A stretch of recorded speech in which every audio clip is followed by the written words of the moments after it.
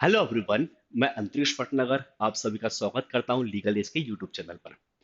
आज हम ये समझेंगे कि कुछ ऐसी कॉमन मिस्टेक है जो स्टूडेंट जनरली करते हैं क्यूटी में, जिस कारण से क्या होता है कि उनके मार्क्स अच्छे नहीं आ पाते हैं या उनको समझ में नहीं आता कि हम किस तरीके से पढ़ें, और थोड़ा सा वो डीमोटिवेट हो जाते हैं और क्यूटी को कहीं ना कहीं पढ़ना वो छोड़ देते हैं। तो वही सब कॉमन मिस्टेक मैं आपके सामने डिस्कस करूंगा और उम्मीद करूंगा कि ये मिस्टेक आप नहीं करेंगे। और अगर आप ये मिस्टेक नहीं करते हैं तो इस बात की श्योरिटी मैं आपको जरूर दूंगा कि आप एक अच्छा स्कोर जरूर करेंगे क्यूटी में। तो वन बाय वन पहले मिस्टेक को समझते हैं क्या क्या मिस्टेक है। सबसे पहली जो मिस्टेक है वो है आपके माइंड सेट को लेके।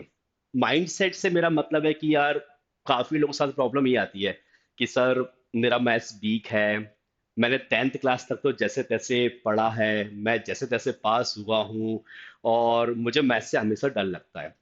एक नेगेटिव माइंडसेट के साथ वो चीज़ों को सॉल्व करने की कोशिश करते हैं।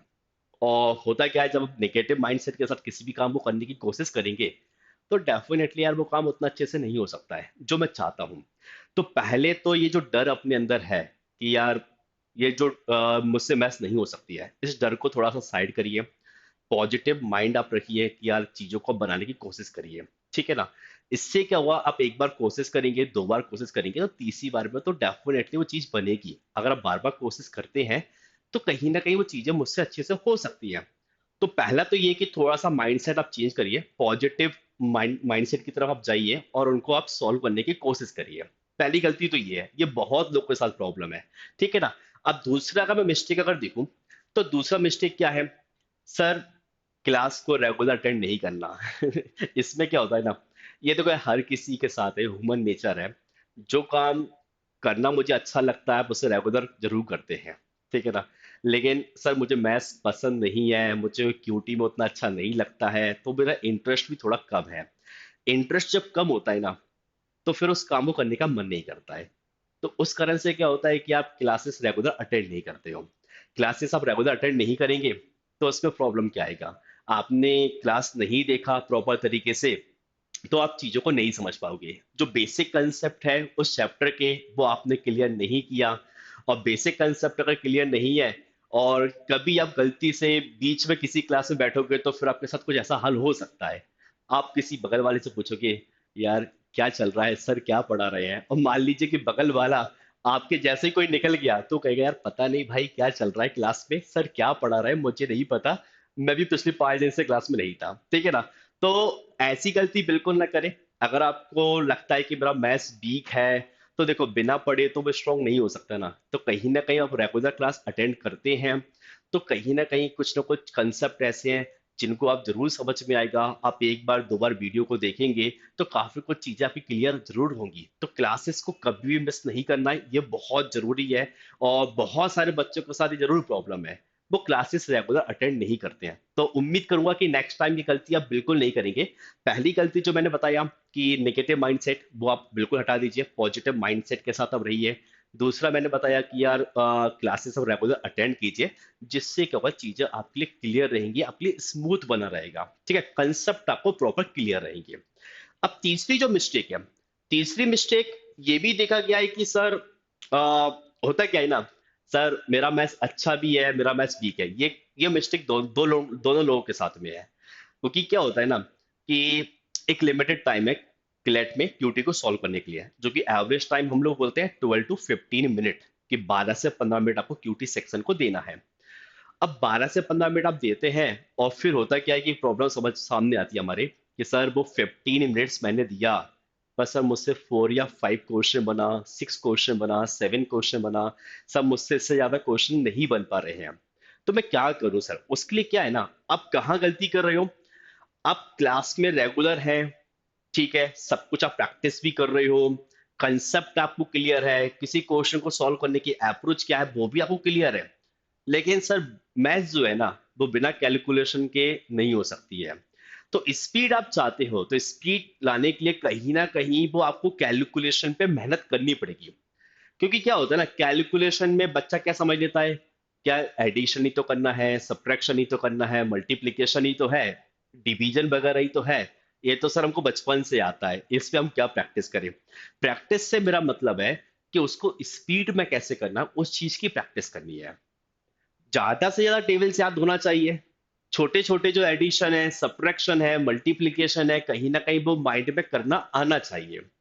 अगर आप माइंड में कैलकुलेट करेंगे तो डेफिनेटली आपकी स्पीड अच्छी होगी। और जो आप 15 मिनट में 5 या 6 जो अटेम्प्ट आप कर रहे हो ना, आप कैलकुलेशन पे मेहनत अगर कर लेंगे तो ऑटोमेटिक वो आपके अटेम्प्ट 10 या 10 से ज्यादा भी हो सकते हैं। लेकिन अगर मेरी कैलकुलेशन पे कमांड नहीं है या मेरी स्पीड अगर नहीं है, तो उस केस में सर क्या है ना, कि आप केवल 4 5 6 इतने ही क्वेश्चन आप सॉल्व कर पाओगे, इससे ज्यादा नहीं कर पाओगे। हार्डली आप 6 या 7 तक पहुंच पाओगे। लेकिन अगर आपको 12 क्वेश्चन टच करने हैं, 10+ क्वेश्चन टच करने हैं, तो आपको कैलकुलेशन पे बहुत ज्यादा मेहनत करना पड़ेगा। उस पे बिना मेहनत किए आप कहीं ना कहीं बात तक नहीं पहुंच सकते। ये प्रैक्टिकल है, ठीक है ना। अब चौथा पॉइंट क्या है, चौथी जो मिस्टेक है, वो क्या मिस्टेक है। होता क्या है कि सर क्लैट में तो डेटा इंटरप्रिटेशन आता है, वन लाइनर क्वेश्चन तो आते नहीं है। तो काफी लोग करते क्या है कि जैसे हमने क्लास में परसेंटेज पढ़ लिया, रेशो पढ़ लिया, एवरेज पढ़ लिया, ठीक है।